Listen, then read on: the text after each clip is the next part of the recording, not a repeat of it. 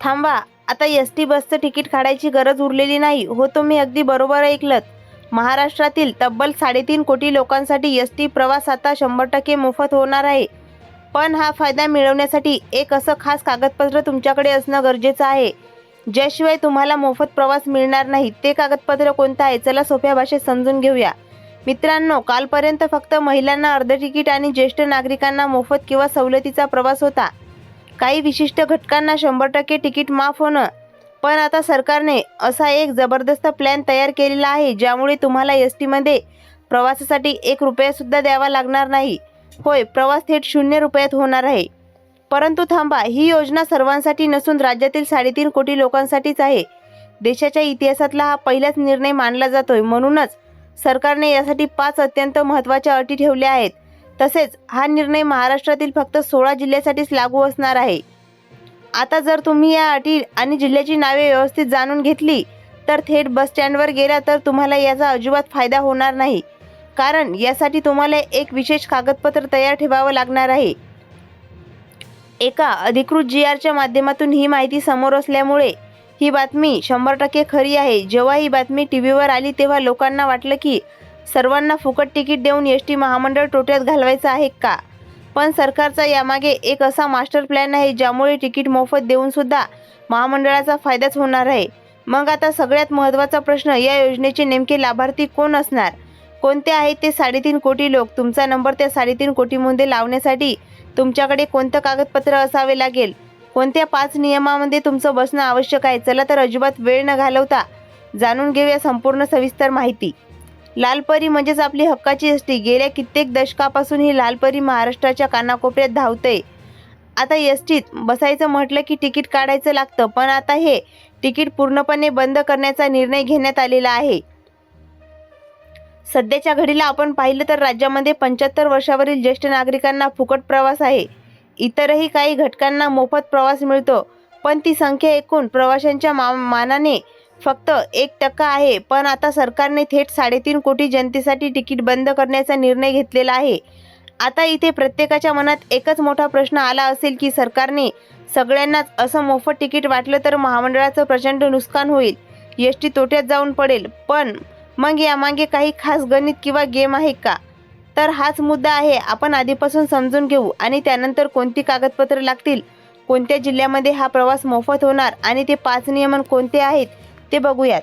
अनेक प्रवाशांना वाटतं की सर्वांना मोफत किंवा सवलतीत प्रवास दिला तर महामंडळाला करोडो रुपयांचा घाटा सहन करावा लागेल. पण यामागचं गणित पूर्णपणे वेगळंच आहे. सध्या खाजगी गाड्या आणि ट्रॅव्हल्समुळे एस.टीची प्रवासी संख्या काही प्रमाणात कमी झाली होती. पण आता जर सरकारने प्रवाशांना मोफत किंवा मोठ्या सवलतीत प्रवास दिला तर लोक पुन्हा मोठ्या संख्येने एस.टीकडे वळतील. प्रवाशांची गर्दी वाढल्यामुळे बसेस अगदी फुल धावतील. आता तुमच्या मनात प्रश्न असेल की या फुकट प्रवासाचा खर्च कोण उचलणार? तर या मोफत तिकिटाचा खर्च, आर्थिक भार राज्य सरकार थेट एस.टी महामंडळाला निधीच्या स्वरूपात देणार आहे. त्यामुळे एस.टीचे थोडेसुद्धा नुकसान होणार नाही. उलट महामंडळाचा महसूल वाढेल आणि गाड्यांना पूर्ण प्रवासी मिळतील. सरकारच्या या मास्टर प्लॅनमुळे राज्यातील सर्वसामान्य नागरिकांना मोठा आर्थिक दिलासा मिळणार आहे. पण आता येतो या बातमीला सर्वात मोठा ट्विस्ट. हा मोठा मोफत किंवा सवलतीचा प्रवास मिळवण्यासाठी नक्की कोणती कागदपत्रे लागतील? जर ही कागदपत्रे तुमच्याकडे नसतील तर तुम्हाला थेट बसमधून खाली उतरवलं जाईल का? आणि बसमध्ये चढल्यावर कंडक्टरला दाखवायचं ते खास कागदपत्र कोणतं आहे?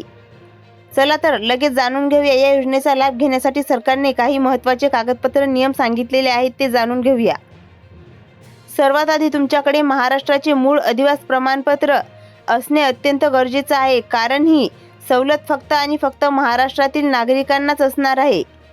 यानंतर दुसरे महत्त्वाचे कागदपत्र तुमचे मूळ आधार कार्ड, ज्याच्यावर तुमचे नाव, जन्मतारीख आणि पूर्ण वय स्पष्टपणे नमूद असायला हवे. जर तुमचा आधार कार्डवर फक्त जन्माचे वर्ष असेल तर हे आताच अपडेट करून घ्या. तिसरे कागदपत्र म्हणजे तुमच्या कुटुंबाचे रेशन कार्ड, जे तुम्हाला वास्तव्याचा मूळ पुरावा म्हणून पाहिले जाईल. आता इथे येते सर्वात मोठी आणि धक्कादायक अट. जर तुम्ही थेट बस स्टँडवरून जाऊन उभे राहिलात तर तुम्हाला ही सवलत मिळणार नाही. ही सवलत मिळवण्यासाठी तुम्हाला एस.टीच्या अधिकृत ॲपवरून किंवा वेबसाईटवरून आधीच ऑनलाईन ॲडव्हान्स बुकिंग करणे बंधनकारक आहे. पण थांबा, ही योजना नक्की कोणत्या जिल्ह्यांमध्ये लागू होणार आहे हा निर्णय संपूर्ण महाराष्ट्रासाठी आहे की फक्त काही ठराविक शहरांसाठीच? तुमच्या जिल्ह्यात ही एस टी धावणार का? चला पाहूया सर्व जिल्ह्यांची संपूर्ण यादी. ही योजना टप्प्याटप्प्याने संपूर्ण महाराष्ट्रात राबवली जाणार असून सर्व प्रमुख विभागातील जिल्ह्यांचा यामध्ये समावेश करण्यात आलेला आहे. विदर्भ विभागातील नागपूर, अमरावती, अकोला, यवतमाळ, बुलढाणा, वर्धा, चंद्रपूर, गडचिरोली, भंडारा, गोंदिया आणि वाशिम या सर्व 11 जिल्ह्यांमध्ये ही सेवा उपलब्ध असेल. तर मराठवाड्यातील छत्रपती संभाजीनगर, परभणी, नांदेड, हिंगोली, लातूर, धाराशिव, जालना आणि बीड या 8ही जिल्ह्यांमधील प्रवाशांना याचा थेट लाभ घेता येईल. तर उत्तर महाराष्ट्रातील नाशिक, धुळे, जळगाव आणि नंदुरबार या जिल्ह्याचा समावेश आहे. पश्चिम महाराष्ट्रातील पुणे, अहिल्यानगर, सोलापूर, कोल्हापूर, सातारा आणि सांगली या भागात ही योजना चालू राहील. तसेच कोकण आणि मुंबई परिसरातील ठाणे, पालघर, रायगड, रत्नागिरी, सिंधुदुर्ग, मुंबई शहर आणि मुंबई उपनगर या सर्व जिल्ह्यातील नागरिकांना या मोफत प्रवासांचा योजनेचा फायदा घेता येणार आहे. जिल्ह्याची नावे तर कळालीच, पण या योजनेचे 5 नियम कोणते आहेत, ते नागरिक यासाठी पात्र ठरतील आणि कोणत्या चुकांमुळे तुमचं तिकीट रद्द होऊ शकतं. चला हे नियम शेवटी अगदी काळजीपूर्वक समजून घेऊया. या मोफत आणि सवलतीचा फायदा प्रवासांचा लाभ घेण्यासाठी सरकारने 5 महत्त्वाचे नियम निश्चित केलेले आहेत. पहिला नियम जो आहे तो नागरिक हा महाराष्ट्राचाच कायमचा रहिवासी असला पाहिजे. दुसरा नियम, प्रवासाच्या वेळी मूळ आधार कार्ड किंवा अधिकृत ओळखपत्र कंडक्टरला दाखवणे अनिवार्य आहे. ओळखपत्राची झेरॉक्स किंवा मोबाईलमधील फोटो अजिबात चालणार नाही. तिसरा नियम, ही सवलत फक्त अधिकृत ऑनलाईन बुकिंग केलेल्या तिकिटावरच लागू होईल. चौथा नियम, कोणत्याही अधिकृत किंवा खाजगी ॲपवरून बुकिंग केलेली ग्राह्य धरल्या जाणार नाही आणि यासाठी केवळ एस टीच्या महामंडळाच्या अधिकृत सिस्टीमचाच वापर करावा लागेल. पाचवा नियम, बसमधील प्रवास हा सरकारने ठरवून दिलेल्या नियमावलीनुसारच करावा लागेल. थोडक्यात सांगायचं तर योग्य कागदपत्र आणि ऑनलाईन आरक्षणासाठी अट पूर्ण केल्या जातील. 3.5 कोटी जनतेला या एस टीचा प्रवास मोठा आर्थिक फायदा देणार आहे. या योजनेचे पूर्ण फायदा घेण्यासाठी तुम्हाला काही सोप्या आणि अत्यंत महत्त्वाच्या स्टेप फॉलो कराव्या लागतील. पहिली स्टेप, तुमची सर्व मूळ कागदपत्र एकत्र करून ती अपडेट ठेवणे. तुमच्याकडे महाराष्ट्राचा रहिवासी दाखला म्हणजेच डोमिसाईल सर्टिफिकेट असणं अनिवार्य आहे, कारण ही योजना फक्त राज्यातील नागरिकांसाठीच आहे. यासोबतच तुमचं मूळ ओळखपत्र आणि आधार कार्ड तयार ठेवा. आधार कार्डवर तुमचं संपूर्ण नाव, जन्मतारीख आणि अचूक वय असणं खूप गरजेचं आहे. जर तुमचं आधार कार्डवर फक्त जन्माचं वर्ष असेल तर जवळच्या सेवा केंद्रावर जाऊन ते लगेच अपडेट करून घ्या, नाहीतर एकवेळी तुमचा प्रवास नाकारला जाऊ शकतो. दुसरी स्टेप म्हणजे तुमचं रेशन कार्ड सोबत ठेवणे, जे तुमचा स्थानिक वास्तव्याचा पक्का पुरावा मानला जाईल. कागदपत्राची पूर्तता झाल्यानंतर तिसरी आणि सर्वात महत्त्वाची स्टेप म्हणजे स्टँडवर जाऊन किंवा बसमध्ये चढून कंडक्टरकडे मागितल्यावर हे मोफत तिकीट मिळणार नाही. त्यासाठी तुम्हाला एस टी महामंडळाचा अधिकृत मोबाईल ॲपवरून किंवा संकेतस्थळावरून आधीच ऑनलाईन ॲडव्हान्स बुकिंग करावी लागेल. बुकिंग करताना तुमची सर्व माहिती काळजीपूर्वक भरा आणि कोणत्याही अधिकृत किंवा खाजगी ॲपचा वापर करणे पूर्णपणे टाळा. चौथी स्टेप म्हणजे प्रत्यक्ष प्रवासाच्या वेळी पाळावयाचे नियम. प्रवास करताना तुमचं ऑनलाईन तिकीट आणि मूळ आधार कार्ड कंडक्टरला दाखवणे बंधनकारक आहे. आधार कार्डची झेरॉक्स प्रत किंवा मोबाईलमधील फोटो ग्राह्य धरला जाणार नाही, त्यामुळे मूळ ओळखपत्र सोबत बाळगायला अजिबात विसरू नका.